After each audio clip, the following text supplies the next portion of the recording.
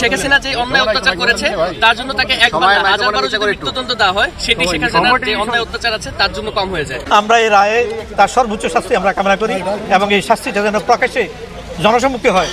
আর যদি দেখি যে না তারা করতে চাচ্ছে না, তখন আমরা সন্তানের রক্তের জন্য আবার আমরা রাস্তায় নেমে পড়ব। আন্তর্জাতিক অপরাধ ট্রাইব্যুনাল পৃথিবীর কুখ্যাত স্বৈরাচার, লেডি কিলার, নব্য ফিরাউন এবং আধুনিক দাজ্জাল শেখ হাসিনার মানবতা বিরোধী অপরাধের সাজা প্রদান করবেন। আমরা আশা করি তাকে মৃত্যুদণ্ডে দণ্ডিত করা হবে। আজকে ঐতিহাসিক 17 নভেম্বর। ঐতিহাসিক কেন বললাম? আজকের দিনে সাবেক প্রধানমন্ত্রী শেখ হাসিনার যে মামলার রায় আজকে কিন্তু ঘোষণা করার কথা বা ঘোষণা হতে যাচ্ছে। আর এই ইস্যুটাকে কেন্দ্র করে বাংলাদেশ আওয়ামী লীগের পক্ষ থেকে একটা ডাক দেওয়া হয়েছিল 14, 15, 16, 17 সারা বাংলাদেশ ব্যাপী শাটডাউন, লকডাউন কর্মসূচি। স্যার আমারে চিনছেন নাকি? আর মির্জা ফখরুল সাহেব ঘুইরা একটা ধমক দিল। আর লোকটা জানেন ধমকের পরও হাসিটা ধরে রাখছে, কিন্তু ওর চোখটা দেখেন একেবারে অসহায় হয়ে গেছে।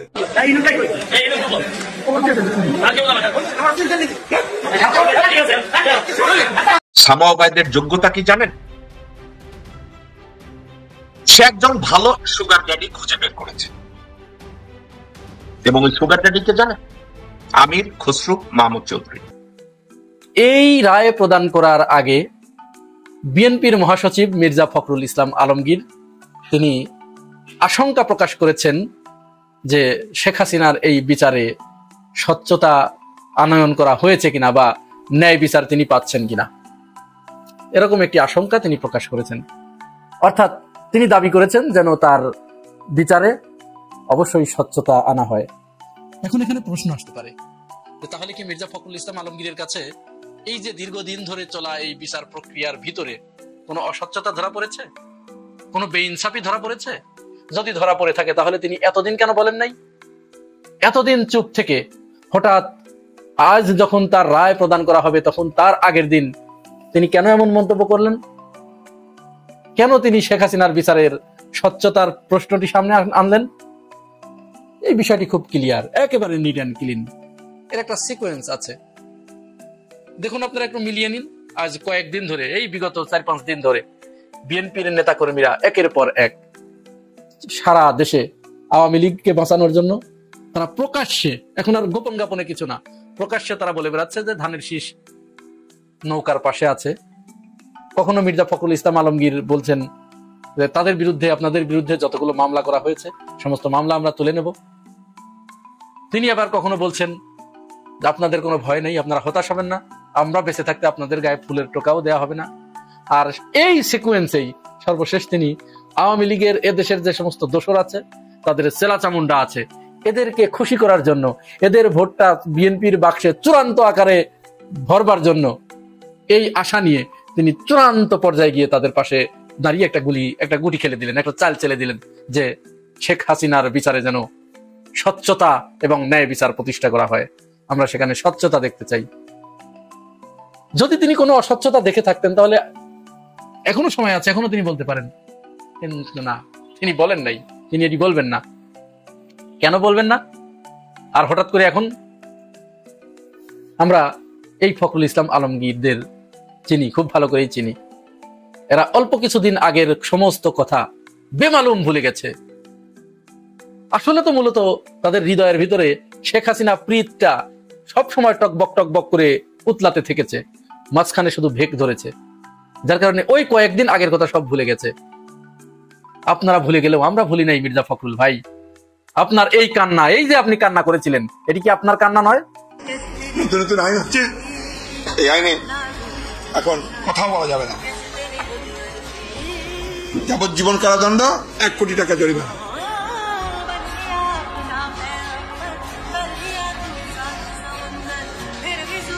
কি ফখরুল ভাই কেন করেছিলেন এরকম কান্না? এই কারণেই করেছিলেন, আপনি বলেছিলেন যে এমন এমন সব আইন পাশ করছে, কোথাও বলা যাবে না, কথা বললেই 1 কোটি টাকা জরিমানা এবং ধরে ধরে জেলখানার ভিতরে বিনা জামিনে পৌঁছতে হবে বসে বসে। এটি বলেছিলেন, ভুলে গেছেন। এই মির্জা ফখরুল ইসলাম আলমগীর আসলে কি চায়? 5 আগস্টের পরে ফখরুল ইসলাম আলমগীরের সমস্ত রাজনৈতিক কর্মকাণ্ড আমাদের কাছে ধোঁয়াশার মতো মনে হচ্ছে। দেখুন, এই যে ভিডিওটা দেখুন, একজন তার কর্মী, তার ভোটার, গ্রামের সহজ সরল খেটে খাওয়া গরিব মানুষ, যার গায়ে দিয়ে ঘামের গন্ধ বের হয়, তিনি ফখরুল ইসলাম আলমগীরের কাছে গিয়ে বলছেন, স্যার আমাকে কি চিনতে পারছেন? বেচারা আহারে কতটা বড় মুখ নিয়ে তার কাছে এগিয়ে গিয়েছে যে আমার নেতা যদি আমাকে একটু ছুঁয়ে দেয় তাহলে হয়তো আমি জীবনের সমস্ত কষ্ট, সব গ্লানি আমি ভুলে যাব। এরকম আশা নিয়ে দেখুন গিয়েছিলেন তার কাছে, আর তিনি কি আচরণটা করলেন তার ভোটারের সাথে দেখুন।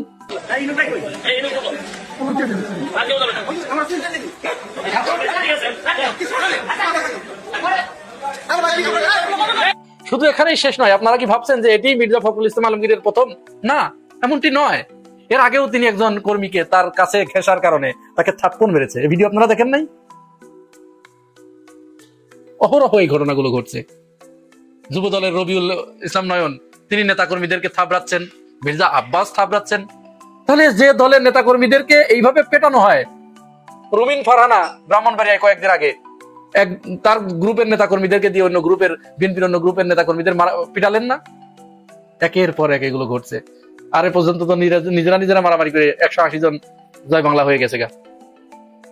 আবার দেখুন, এই ভিডিও শেয়ার করার কারণে, এই ভিডিও শেয়ার করার অপরাধে দীর্ঘদিনের ত্যাগী নেতা, ফরিদপুরের ছাত্রদল নেতা খায়রুল, তাকে বহিষ্কার করা হয়েছে। কি আশ্চর্য! কোন দেশে রাজনীতি করছি আমরা? কোন ধরনের রাজনীতি দেখছি 5 আগস্টের পরে? এই রাজনীতি কি আর দেশের মানুষ এখন গ্রহণ করবে? আমি জানি না বিএনপির ভাইরা আপনারা এটি গ্রহণ করবেন কিনা, এটি আপনাদের ব্যাপার। এই ছেলেটা, সে তো ত্যাগী নেতা, জেল খাটা নেতা, সে এরকম তার কাছে অসঙ্গতি লেগেছে। আসলে তো তার ভিতরে কিছু আছে, আর বাকি যারা পিছন থেকে ঠিক এইগুলো যারা বলেন তাদের ভিতরে পাসপত্র আসলে কিচ্ছু নাই। ওদের জন্মই হয়েছে শুধু ঠিক ঠিক, তোমরা গু খাও ঠিক, তোমরা এখানে মতো ঠিক, এগুলোর জন্ম হয়েছে এই কারণে, এই ঠিক ঠিক বলার জন্য। যাই হোক, শেখ হাসিনা, তার বিরুদ্ধে 5টি অভিযোগ দায়ের করা হয়েছে। এই 5টি অভিযোগের ভিতরে প্রথমটি হচ্ছে যখন 14ই জুলাই তিনি তৎকালীন ঢাকা বিশ্ববিদ্যালয়ের ভিসি মাকসুদ কামালের সাথে কথা বলে তিনি সরাসরি ছাত্রদের উপরে গুলি চালানোর নির্দেশ দেন। তারই প্রেক্ষিতে 16 তারিখে রংপুরে আবু সাইদ শাহাদত বরণ করেন। এরপরে তিনি 18 তারিখে আবার ফজলে নুর তাপসের সাথে একটি ফোন আলাপ করেন। সেখানে তিনি ব্যাপক মারণাস্ত্র, লেথার উইপন, হেলিকপ্টার থেকে গুলি করার নির্দেশ দেন। সেইটার প্রেক্ষিতে অসংখ্য ছাত্র জনতা, প্রায় 1400 মানুষ শাহাদত বরণ করে। এরপরে তিনি চানকার ফুলে সেখানে যে হত্যার নির্দেশ দেন, সেখানেও অসংখ্য মানুষ নিহত হয়। আর চতুর্থ অভিযোগ হচ্ছে রংপুরের আবু সাইদ নিহতের ব্যাপারে তার বিরুদ্ধে মামলা হয়। এবং সর্বশেষ পাকিস্তানি হানাদার বাহিনী যা করে নাই সেই কাজটি করেছে আশুলিয়ায় 6 জনকে হত্যা করার পরে, এর ভিতরে কেউ কেউ তখনও জীবিত ছিল, তাদেরকে পেট্রোল ঢেলে আগুনে পুড়িয়ে হত্যা করা হয়েছে। এই 5টি অভিযোগ শেখ হাসিনার বিরুদ্ধে আনা হয়েছে। 5টি অভিযোগই অত্যন্ত গুরুতর অভিযোগ। এই অভিযোগ থেকে মুক্তি পাওয়ার কোনো উপায় নেই শেখ হাসিনার। আমরা আশা করি আন্তর্জাতিক অপরাধ ট্রাইব্যুনাল ন্যায় বিচার করবেন এবং জনগণের আশা আকাঙ্ক্ষার প্রতিফলন ঘটবে এই রায়ের মাধ্যমে। তাকে ফাঁসিতে ঝুলিয়ে হত্যার আদেশ দিবেন। সারা পৃথিবী তার এই আদেশ দেখবে। যেহেতু বিটিভি এবং কয়েকটি চ্যানেলে লাইভ প্রচার করা হবে, সারা পৃথিবী দেখবে যে একজন ফেরাউনের, একজন আবু জেহেলের, একজন লেডি কিলারের, একজন লেডি হিটলারের শেষ পরিণতি কি হয় সেটা পৃথিবীর মানুষ দেখবে। এবং তারা তাদের নিজেদের কর্মপদ্ধতি পরবর্তী কালের জন্য, এবং তারা তাদের নিজেদের পরবর্তী কর্মপন্থা নির্ধারণ করবে। আজকে ঐতিহাসিক 17ই নভেম্বর। ঐতিহাসিক কেন বললাম? আজকের দিনে সাবেক প্রধানমন্ত্রী শেখ হাসিনার যে মামলার রায় আজকে কিন্তু ঘোষণা করার কথা বা ঘোষণা হতে যাচ্ছে। আর এই ইস্যুটাকে কেন্দ্র করে বাংলাদেশ আওয়ামী লীগের পক্ষ থেকে একটা ডাক দেওয়া হয়েছিল 14, 15, 16, 17 সারা বাংলাদেশ ব্যাপী শাটডাউন, লকডাউন কর্মসূচি। তো 14, 15 ততটা বড় ঘটনা না ঘটলেও গতকালকে রাত্রে থেকে যে ঘটনাগুলো ঘটছে, সরকারের পক্ষ থেকে বলা হচ্ছে আওয়ামী লীগের নেতাকর্মীরা এ সকল নাশকতা ঘটাচ্ছে। রাত ভর সবচেয়ে বেশি ভয় পাইছে আমার ধারণা পরিবেশ এবং জলবায়ু নিয়ে যিনি কাজ করেন, আমাদের উপদেষ্টা সৈয়দা রেজওয়ানা হাসান। ওনার বাড়ির সামনে যেভাবে ককটেল ফুটেছে, ভিতরে ওনার স্ট্রোক করার কথা। এখন কি কি ঘটছে আসুন দেখি আমরা যে রাত ভর কি ঘটলো। সন্ধ্যা থেকে রাজধানীর গাবতলী, মিরপুর, মহাখালী, মতিঝিল সহ বেশ কয়েকটি এলাকায় ককটেল বিস্ফোরণের ঘটনা ঘটেছে। অর্থাৎ গতকালকে ঢাকা রাজধানী ঢাকা ককটেলের শহর হয়ে গিয়েছিল। রাজধানীর কারওয়ান বাজারের মেট্রো স্টেশনের নিচে প্রথমে 2টি ককটেল বিস্ফোরণ হয়। এর কিছুক্ষণ পর রাজধানীর সেন্ট্রাল রোডের পাশেই পরিবেশ উপদেষ্টা রিজওয়ানা হাসানের বাসার সামনে পরপর দুটি ককটেল বিস্ফোরণের ঘটনা ঘটে। এরপরে আমরা দেখছি যে গাবতলী এলাকায় ব্যাগে ভরে 3টি ককটেল নিক্ষেপ করেছে দুর্বৃত্তরা। এর মধ্যে একটি বিস্ফোরিত হলেও 2টি অক্ষত ছিল। অপরদিকে রাজধানীর মহাখালীর আমতলী এলাকায় রাস্তার উপর ককটেল বিস্ফোরণের ঘটনা ঘটেছে। অপরদিকে মতিঝিল টিএনটি বাস স্ট্যান্ড এলাকায়ও ককটেল বিস্ফোরণের ঘটনাটি ঘটল, তবে এই সকল ঘটনায় তেমন কেউ আহত হয়নি। অন্যদিকে এই রায়কে ঘিরে আজকে সারাদিন যে কোনো সহিংসতা হতে পারে আর বিশৃঙ্খলা হতে পারে। এগুলোকে ঠেকাতে ঢাকা শহরের বিভিন্ন স্থানে চেকপোস্ট বসিয়েছে ঢাকা মেট্রোপলিটন পুলিশ, আর সেই সঙ্গে যে কোনো ধরনের অপ্রীতিকর ঘটনা এড়াতে সতর্ক অবস্থানে আছে আইন শৃঙ্খলা বাহিনী। ইতিমধ্যেই আপনার গুরুত্বপূর্ণ জোন হিসাবে কানেক্ট করা হয়েছে বিভিন্ন জায়গাকে, আর আইন শৃঙ্খলা পরিস্থিতি নিয়ন্ত্রণে রাখতে ঢাকা সহ 4 জেলায় বিজিবি মোতায়েন করা হয়েছে। অতিরিক্ত সতর্কতামূলক ব্যবস্থার অংশ হিসাবে ঢাকা, গোপালগঞ্জ, ফরিদপুর, মাদারীপুরের মাঠে আছে বিজিবিরা। আর গণঅভ্যুত্থানের সময় সংঘটিত মানবতা বিরোধী অপরাধের মামলায় শেখ হাসিনা সহ 3 জনের বিরুদ্ধে যে মামলাটি হয়েছে সেই মামলাটির রায় আজকে ঘোষণা হবে, যা সরাসরি সম্প্রচার করবে বাংলাদেশ টেলিভিশন। রায়কে ঘিরে যে কোনো পরিস্থিতিকে মোকাবিলা করতে সেনাবাহিনীও মাঠে আপনার নিয়োজিত আছে। এছাড়া রাজধানী জুড়ে ব্যাপক তল্লাশি চলছে গেল 2 থেকে 3 দিন যাবত।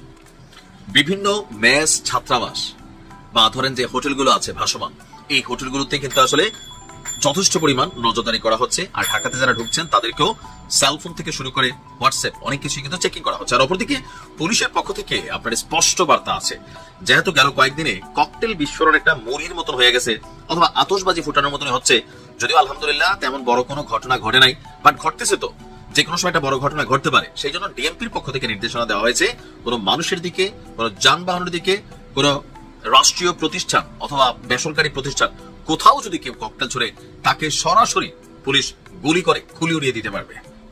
বুঝতেই পারছেন আজকে হয়তো অনেক ঘটনা ঘটবে, দেখা যাক কি হয়। ভালো থাকুন, আসসালামু আলাইকুম। স্যার আমারে চিনছেন নাকি? আহারে বেচারা ভাইরাল হয়ে গেছে। দেখেন মির্জা ফখরুল সাহেবের পিছনে একজন মানুষ, দেখলেই বোঝা যায় গরিব মানুষ, দাঁতগুলা একটু হলদে হলদে, পান খাওয়া বেচারা, ওরকম কাপড় চোপড়ও পরা ছিল না, কিন্তু ওর ভিতরে গেল কিভাবে? ওখানে তো সবাই কাপড় চোপড় খুব পশ, দামি দামি কাপড় চোপড় পরা, সবাই নেতা। মির্জা ফখরুলের পিছনে পিছনে ওই একজন কিন্তু খুবই সাধারণ মানুষ, যে বলতেছিল স্যার আমারে চিনছেন নাকি? আর মির্জা ফখরুল সাহেব ঘুইরা একটা ধমক দিল। আর লোকটা জানেন ধমকের পরও হাসিটা ধরে রাখছে, কিন্তু ওর চোখটা দেখেন একেবারে অসহায় হয়ে গেছে।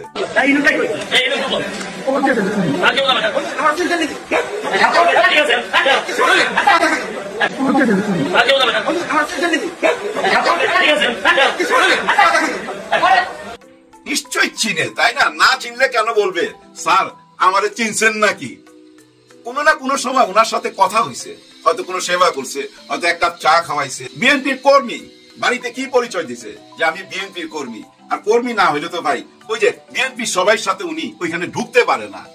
এখন দেখেন এই ভিডিওটা দেখার পর তার বউ, তার বাচ্চা কি ভাববে? হ্যাঁ আমার বাবারে কিভাবে ধমক দেয়, আর আমার বাবা বলে আমি বিএনপির কর্মী।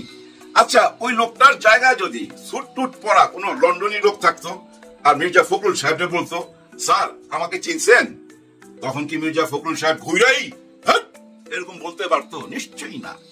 আসলে ওই যে ময়লা কাপড়, নোংরা কাপড়, ওইটা দেখে না মিজাজ খারাপ হয়ে গেছে। আর তোরা চিনলো কি? সবাই সামনে বলতে হবে তোরা চিনি, কিন্তু এটা ভুল। হ্যাঁ এটা ভুল। দেখেন নেতাদের হইতে হয় বড় অভিনেতা, অভিনেতা না হইলে নেতা হওয়া যায় না। আমি যখন তিতুমির কলেজে পড়তাম তখন আমি ছাত্রলীগ করতাম, তো মাঝে মাঝে বড় বড় নেতারা আসতো ছাত্রলীগের। ওই যে 4 খলিফা ছিল স্বাধীনতা যুদ্ধের সাথে জড়িত, যেমন আসাম আব্দুল রব, উনি জাতীয় পতাকা উড়াইছিল, বাংলাদেশের পতাকা প্রথম উনি কিন্তু উঠাইছিল এই ঢাকা বিশ্ববিদ্যালয়। আমরা এই ইতিহাস অনেকেই জানি না। ওই 4 খলিফার একজন আসতো এই আমাদের তিতুমির কলেজে। ওই 4 খলিফার একজনের খুব কাছাকাছি যাওয়ার আমার সুযোগ হয়েছে। তো ওনাকে আমি দেখি সবসময় বগলা সিগারেট খায়। বগলা সিগারেট মানে বুঝছেন, এই সিগারেটটা এখন পাওয়া যায় না। সিগারেটের প্যাকেটের মধ্যে একটা বক ছিল, ওই সিগারেটটাই খাইতো উনি। তো সবাই সামনে উনি ওই বগলা সিগারেটটা খাইতো। আমার গোপন মিটিং এ 4-5 জন যখন থাকতো উনারা, আমি তো পিছিয়ে দাঁড়ায় থাকতাম, তখন দেখতাম পকেট থেকে ক্যাভিস্টেল সিগারেট বাই করে খাইতো। মানুষের সামনে খায় বগলা সিগারেট, আর নিজের বন্ধু বান্ধব যখন ক্লোজ ডোরে থাকে তখন ক্যাভিস্টন সিগারেট বাইর করে খায়। এক পকেটে বগলা সিগারেট, এক প্যাকেটে ক্যাভিস্টন সিগারেট। ক্যাভিস্টন সিগারেটটা দামি সিগারেট ওই আমলের, তখন এই ব্যানসন ট্যানসন এগুলো ছিল না। তার মানে কি দেখছেন কত বড় অভিনেতা, উনি বুঝা ফেলাইছে যে পাবলিক সেন্টিমেন্টের ব্যাপার। আমি যদি দামি সিগারেট ফুকি তাদের সামনে, তারা এটা মাইনা নিবে না। ওই যে নর্মাল পাবলিক যেটা খায়, মানে আম পাবলিক যেটা খায়, ওই বগলা সিগারেট বগ মার্কা ওইটাই টানতো। কত বড় অভিনেতা, এরকম অভিনেতা হইতে হয়। আসলে মির্জা ফখরুল সাহেব অভিনেতা হইতে পারে নাই, উনি খুবই সাধারণ, মেজাজ মর্জি হারায় ফেলায়, প্রকাশ করে ফেলায়। উনি ভুলা যায় চারিদিকে যে ক্যামেরা আছে। আগের যুগটা তো না, এখন আপনি যা কিছুই করেন না কেন চারিদিকেই তো ক্যামেরা, কারো না কারো ক্যামেরা আপনি ধরা খাবেনই, যার জন্য আরো সাবধান হইতে হবে।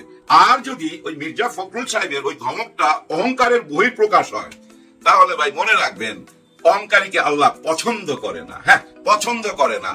আপনারা অনেকেই কবরস্থানে যান, আমি জানি কবরস্থানে যাওয়া ভালো, তবে বনানী কবরস্থানে যারা না গেছেন তারা একবার যাবেন। কবরস্থানের গেট দিয়ে ঢুকে কয়েক কদম যাওয়ার পরই বাম দিকে তাকাবেন, দেখবেন সারি সারি কবর। এখানে একটা গণকবর আছে। আপনারা তো জানেন 15ই আগস্ট 1975 সালে বঙ্গবন্ধুর পরিবারের সবাইকে মেরে ফেলা হয়েছিল, কেউ বেঁচে ছিল না, শুধু বেঁচে ছিল রেহানা আর শেখ হাসিনা, বাকি সবাইকে কিন্তু মেরে ফেলা হয়েছে। কিন্তু তাদের কবর কই? আমরা তো জানি বঙ্গবন্ধুর কবর গোপালগঞ্জে, কিন্তু বাকি সবাই কবর কই? ওই বাকি সবাই কবর এই বনানী কবরস্থানে। বাম দিকে তাকাইলি দেখবেন এটা একটা গণকবর, কিন্তু এই গণকবরের গায়ে কারো নাম লেখা নাই, আলাদা একটা জায়গায় সবাই নাম লেখা আছে। আর এখানে কাদের কবর জানেন? শেখ কামাল, শেখ রাসেল এবং শেখ হাসিনার মা, ফুফাতো ভাই, বোন, আত্মীয় স্বজন যারা ছিল সবাই। ওইখানে যে লিস্ট লেখা আছে না, ওই লিস্ট আপনি পড়তে পড়তে লাস্টে এসে না থমকা যাইবেন। কেন? লাস্টে লেখা আছে পটকা ও পটকার মা, এই দুইজনও কিন্তু এই গণকবরে। পটকাকে ওই বাসার হেল্পিং হ্যান্ড, পটকার মাও ওই বাসায় রান্না বান্না করতো। মানে এই 32 নম্বরে পটকা এবং পটকার মার কবর কোথায়? এই গণকবরে। দেখেন এখানে রাজমাতাও শুয়ে রয়েছে এবং এখানে রাজপুত্র যুবরাজও শুয়ে আছে, যুবরাজের বউ শুয়ে আছে, ছোট্ট সেই রাসেলও শুয়ে আছে। পটকা কোনটা, রাসেল কোনটা, পটকার মা কোনটা, আর বঙ্গবন্ধুর ওয়াইফ কোনটা, মানে শেখ হাসিনার মা কোনটা, আপনি খুঁজা বাইর করতে পারবেন না। দেখেন উপরওয়ালার কত বড় ইশারা, রাজরানী এবং প্রজা একই জায়গায় শোয়া, কোনটা কার কবর খুঁজা বাইর করতে পারবেন না। এটাই হচ্ছে আল্লাহর বিধান। আপনি অহংকার করবেন, জুলুম করবেন, রেহাই পাবেন না। যেমন আগামীকাল 17 তারিখ রায় ঘোষণা হতে যাচ্ছে, ঠেকাইতে পারবেন? কেউ ঠেকাইতে পারবেন না। অনেক কিছু ঘটাইবার চেষ্টা করা হইতেছে, অনেকে অনেক রকম বয়ান দিতেছে ভাই। হ্যাঁ, অনেক রকম বয়ান দিতেছে। মির্জা ফখরুল সাহেবকে দেখলাম বিবিসির সঙ্গে বোধ উনি কথা বলছে, ওইখানে বলতেছে ন্যায় বিচার আশা করে শেখ হাসিনার, ন্যায় বিচার আশা করে। কালকে রায় ঘোষণা হবে, আজকে ন্যায় বিচার আশা করেন। কি বুঝাইতে চান? কয়েকদিন আগে বললেন তাদের মামলা টামলা সব খারিজ করে দিবেন, এখন বলতেছেন ন্যায় বিচার আশা করি আমরা। হ্যাঁ, ন্যায় বিচার আমরাও আশা করি। এই কথাটা আরো আগের থেকে বইলে আসলে কানে লাগতো না। কালকে রায় ঘোষণা আজকে বলা মানে কি জানি একটা ইশারা দেয়, যে ইশারাগুলো আপনার কথার মধ্যেই লুকায় আছে। হ্যাঁ মির্জা ফখরুল স্যার, আপনার কথার মধ্যেই লুকায় আছে। গত 6-7 দিন আপনি নমিনেশন পাওয়ার পর, বিশেষ করে নমিনেশন পায়া আপনি যেভাবে উত্তেজিত হয়ে উঠছেন, আপনি যেসব কথাবার্তা বলছেন, ওই কথা থেকেই বোঝা যায় আপনি এই ন্যায় বিচারটা কেমন ন্যায় বিচার চাচ্ছেন। আল্লাহ জানে, মুখ দিয়ে না বাইরে হয়ে যায় কখনো শেখ হাসিনার মুক্তি চাই। হ্যাঁ, অনেক সময় দেখেন না অনেক মঞ্চের মধ্যে দেখবেন জয় বাংলা চলে আসে, মুখের মধ্যে ভুলে চলে আসে। ঠিক তেমনি যদি শেখ হাসিনার মুক্তি চাই বইলা ভালায় কেউ ভুলে, তাই কিন্তু ভাই বিরাট ঘটনা ঘটা যাবে। যাই হোক, দেখেন এর মধ্যে আবার কাদের সিদ্দিকী সাহেব খেপে গেছে। কখন খেপলো? এতদিন কিন্তু চুপচাপ। খেপলো কখন? যখন ওনার ভাই জেলখানা থেকে বাইর হইলো, আর যখন রায় ঘোষণা করা হবে শেখ হাসিনার, ওনার বোনের, উনি কিন্তু বঙ্গবন্ধুর ছেলে, উনি নিজেকে নিজে বঙ্গবন্ধুর ছেলে দাবি করে। ওনার অতীতের বহু ঘটনা আছে ভাই, আমি নিজে সাক্ষী, বহু ঘটনা দেখছি। যাই হোক, ওসব নিয়ে আলোচনা করতে চাই না। উনি খুব গরম গরম কিছু কথা বলছে গামছা কান্দে দিয়া। হ্যাঁ, উনি যে একদম কৃষক লেভেলের দেশের মাটির মানুষ এটা বুঝাইতে চায় গামছা কান্দে, ভালোই লাগে। কিন্তু উনি বলতেছে আমি নির্বাচনে যাব না যদি জয় বাংলার অধিকার না দেওয়া হয়। জয় বাংলা বলতে না পারলে আমি নির্বাচনে যাব না। আওয়ামী লীগকে নির্বাচন করতে না দিলে আমি নির্বাচনে যাব না। জাতীয় পার্টিকে নির্বাচন করতে না দিলে আমি নির্বাচনে যাব না। কেন এই কথাগুলো এখন বলতেছে আমি জানি না, আরো আগে থেকে বললে ভালো হইতো। তবে আমি যেটুকু বুঝছি, বর্তমান সরকারের সাথে 30-32টা দল, আরো বেশি হইতে পারে। সবাই কিন্তু চা পান খাইছে, বহুদিন ওনারা একসাথে বসছে ঐক্যমত গঠন করার জন্য, বহু রকম আলাপ হয়েছে। কিন্তু এই আলাপের মধ্যে কখনো কাদের সিদ্দিকী সাহেবকে আপনারা দেখছেন? দেখেন নাই। মানে ওনাকে ডাকা হয় নাই। আমি জানি না, হয়তো আমার চোখ খারাপ হইতে পারে, উনি গেছিল কিনা আপনারা একটু কমেন্ট করে জানেন তো। আর ডাকে নাই কাকে? জাতীয় পার্টির জিএম কাদের সাহেবকে, ওনাকেও ডাকে নাই। এই না ডাকাটা একটু কষ্ট হয়ে দাঁড়াইছে, ওই কষ্টটাই প্রকাশ পাচ্ছে। এখন বলে আমাকে ডাকলো আর আমি যাব না, আমি নির্বাচনও করুম না যদি জয় বাংলার অধিকার না দেয়। কেন এই টাইমে এই কথাগুলো বলতেছেন? আগামীকাল তো রায় ঘোষণা। এখন এই ধরনের কথা বললে মানুষ কি বুঝবে? বললাম না, নেতাকে হইতে হয় বড় অভিনেতা। হ্যাঁ, অভিনয় করে চলতে হবে তো। মানুষের মন বুঝতে পারেন না কেন? একটা কথা মনে রাখেন, এই যে সোশ্যাল মিডিয়ার যুগ তো এখন, আপনারা যত বড় অভিনেতা হন না কেন, জনতা আরো বড় অভিনেতা। হ্যাঁ, জনতা এখন আরো বড় অভিনেতা। কথা দিবে, কথা রাখবে না, আপনার কাছ থেকে টাকা নিবে, কিন্তু ভোটটা কিন্তু অন্য জায়গায় দিবে। তার মাইন্ড সেট আপ হয়ে গেছে, সে বুঝা ফেলাইছে কে আমার জন্য নিরাপদ, কে আমার জন্য ভয়ঙ্কর। এইটুক গত 15 মাসে বুঝা সারা, কিন্তু বুঝা সারা। এখন আর নতুন কইরা জনতারে কিছু বুঝাইতে পারবেন না। অনেকেই ভাই অস্থির হয়ে গেছে, নির্বাচন ঘোষণা দিয়ে ফেলাইছে তো অস্থির হয়েছে। কেন? আওয়ামী লীগের ভোটের জন্য। পারলে আওয়ামী লীগের সবাই ঘরে ঘরে যায়, পায়ে ধরে, তো পায়ে ধরতে চায়, কিন্তু পায়ে ধরার দরকার নাই। আওয়ামী লীগের আওয়ামী লীগ যারা করে তারা তো মানুষ, তাদেরও বিবেক আছে, বুদ্ধি আছে। হয়তো 100 ভাগের 100 ভাগ না, কিন্তু অর্ধেক মানুষের ভাই বুদ্ধি বিবেচনা আছে, তারা সিদ্ধান্ত নিয়ে নিছে। তো তাদেরকে নতুন করে বুঝাইবার কিছু নাই। সত্যি সত্যি যদি বুঝাইতে চান, তাহলে ভাই আপনাদের যে আদর্শের কথা, ওই আদর্শের কথাগুলা মানুষের সামনে নিয়ে আসেন। এখন ওরা কি বললো, ওরা কেন বললো 5 ঘন্টা মেয়েরা চাকরি করবে, বাকি টাইমটা কেন চাকরি করবে না, এগুলা নিয়ে সমালোচনা কইরা লাভ নাই। ওনাদের বক্তব্য ওনারা দিছে, পাবলিক খাইলে খাবে, না খাইলে না খাবে। আপনাদের বক্তব্য আপনারা দেন। যার যা কিছু আদর্শ আছে, আদর্শটাকে সামনে তুলে ধরেন। পোস্টার সামনে তুলে ধরে লাভ নাই ভাই। হ্যাঁ, পোস্টারের কথা কেন বললাম আপনাদের মনে আছে? ওই যে পাহাড়ি এলাকা, রাঙ্গামাটি না চিটাগাং, ওই এলাকায় বৌদি, ওই যে বাহা বৌদির কথা মনে আছে? এই বৌদিও তো ভাই পোস্টারের মধ্যে বঙ্গবন্ধুর ছবি বড় করে দিত, তার চেয়েও বড় করে দিত আবার শেখ হাসিনার ছবি এবং তার নিজের ছবি। এই যে 3টা ছবি ব্যবহার কইরা সে ভিতরে ভিতরে কি করতো, এটা তো আমরা জানি, সবাই জানি। ঠিক তেমনি এই পোস্টারের মধ্যে ভাই অনেকে বলছেন বড় বড় নেতাদের ছবি দিয়া, নিজের ছবি দিয়া দেয়। আসলে যা দেখবেন খোঁজ খবর নিয়া, ওই বেটা হচ্ছে গিয়ে ইয়াবা ব্যবসায়ী, নাহলে মদ ব্যবসায়ী, না হলে বালু মহল দখলকারী, মানে চাঁদাবাজ, কিছু না একটা কিছু আছে। এরকম মানুষও পাবেন, আমি সবাই কথা বলছি না, কিন্তু এরকম মানুষের সংখ্যা প্রচুর, যারা বড় বড় নেতাকে ছবিতে মানে পোস্টারে ব্যবহার কইরা নিজেকে তুইলা ধরে। কিন্তু এগুলো তো বন্ধ হইতে হবে না? হ্যাঁ, বন্ধ কইরা দিছে। আগামী নির্বাচনে না এগুলো করার সুযোগ পাবে না। যার যার প্রতীক নিয়ে সে নির্বাচন করবে।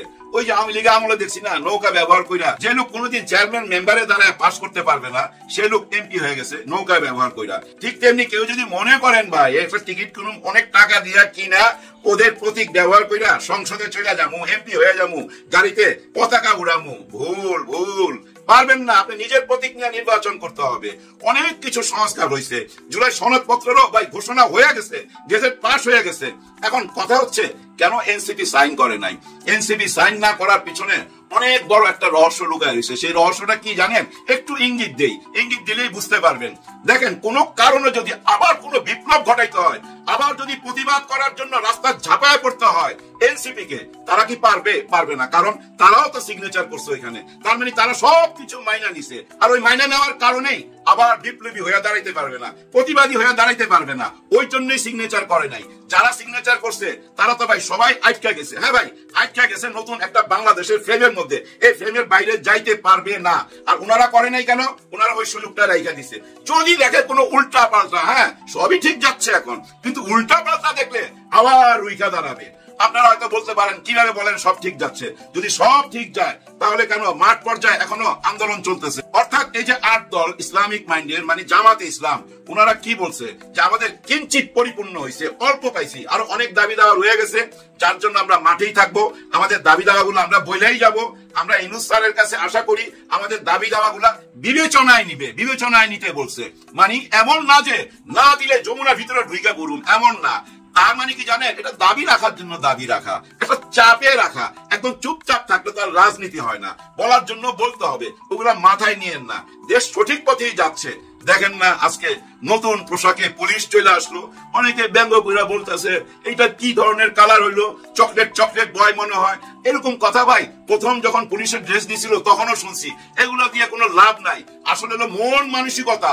পোশাক বদলায় লাভ কি? মন মানসিকতা বদলাইতে হবে। পোশাক দেখে মানুষ বিচার করা যাবে না। ওই যে মির্জা ফখরুল সাহেব যাকে হট করে ধমক দিল, আর ওই বেচারা বলতেছিল স্যার আমারে চিনছেন নাকি, ওর ভালো পোশাক ছিল না বলেই কিন্তু বিচারটা পায় নাই, ভালোবাসাটা পায় নাই। মির্জা ফখরুল সাহেব যদি খালি একটুখানি বলতো হ্যাঁ তোমার তো চিনছি, কেমন আছো, জানেন এই মানুষটা মনের ভিতর থেকে দোয়া করতো, আর 100 জনের বইলা বেড়াইতো যে মির্জা ফখরুল সাহেব আমার মাথায় ছিয়া দোয়া করছে, ছেলের কাছে বোর কাছে তার ইজ্জতটা বাইরে যাইতো। এই যে তার ইজ্জতটাকে মাটিতে মিশায় দেওয়া হইলো না, ঠিক তেমনি ভাবেই ইজ্জত উপরওয়ালা মাটিতে মিশায় দেয়। অহংকার করলে খুব সাবধান। এই দুনিয়াকে বুঝতে চাইলে একটা বার হলো বনানী কবরস্থানে ঢুইকা ওই সাইনবোর্ডটা পড়বেন। ওই সাইনবোর্ডের মধ্যেই পুরো দুনিয়াটা আপনি খুঁজে পাবেন। হ্যাঁ, ওই যে পটকা আর পটকার মা, রাজা আর প্রজা একসাথে মাটিতে।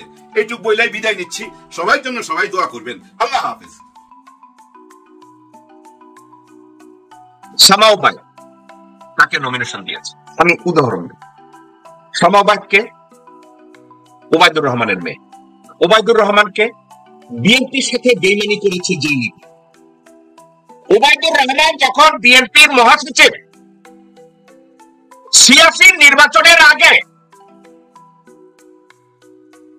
হাসিনা বেইমানি করার আগে, ওবায়দুর রহমান সেনা ভবনে গিয়ে এরশাদ এবং রওশনের সাথে কাচ্চি বিরিয়ানি খেতে বসে গিয়েছিলেন। বেগম জিয়াকে ফেলে দেওয়ার জন্য, অর্থাৎ রাজনৈতিকভাবে সম্পূর্ণরূপে দেউলিয়া করার জন্য যেই মহাসচিব বিএনপির পিঠে ছুরি মেরেছিল, সেই ওবায়দুর রহমানের মেয়েকে নমিনেশন দেওয়া হয়েছে। আমি জাতিসংঘের গেলাম একটা সেমিনারে পার্টিসিপেট করার জন্য, এবং এই শামা ওবায়দের মাকে আমি জাতিসংঘে বসে বলতে শুনলাম বিএনপি কত বড় জঙ্গি দল, তারেক রহমান এবং বেগম জিয়া কত বড় জঙ্গি, এবং শাহেদা ওবায়েদ ওখানে বসে বলল বেগম জিয়ার চরিত্র এবং বিএনপি প্রতিটা ঘরে ঘরে জঙ্গিবাদ জন্ম দেয়। সেই শাহেদা ওবায়েদের মেয়ে শামা ওবায়েদ, অর্থাৎ তার বাবা বিএনপির পিঠে ছুরি মেরেছে, তার মা বিএনপির পিঠে জঙ্গিবাদ, দুশ্চরিত্র, জাহান্নাম আখ্যা দিয়েছে। তার মেয়ে শামা ওবায়েদ বিএনপির নমিনি।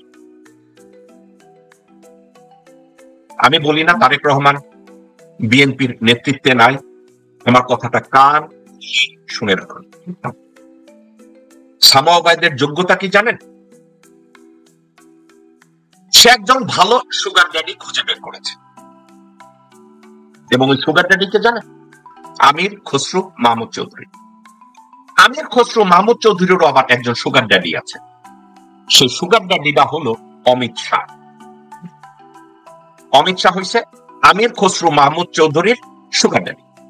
আমির খসরু মাহমুদ চৌধুরীর সুগার ড্যাডি হলো অমিত শাহ। এখন শামা ওবায়েদ কি করেছে? শামা ওবায়েদ হাসিনা ক্ষমতাকালীন সময়ে হাসিনাকে ক্ষমতায় কন্টিনিউয়াসলি রাখার জন্য কয়েকটা কাজ করেছে। আমির খসরু করেছেন। আমির খসরু খুব স্মার্ট। যতবার ইউরোপিয়ানদের সাথে আমেরিকানদের সাথে মিটিং এ বসেছে, প্রত্যেকটা মিটিং এর কার্যক্রম ভারতীয় হাইকমিশনকে সাথে সাথে জানিয়ে দিয়েছে। শামা ওবায়েদ কি করেছে? এতটাই সুগার ড্যাডির সাথে ক্লোজ আমির খসরু মাহমুদ চৌধুরী, কোন মিটিং এ, ইম্পর্টেন্ট মিটিং এ শামা ওবায়েদ ছাড়া যায় নাই। শামা ওবায়েদ আর সুগার ড্যাডির সাথে সম্পর্ক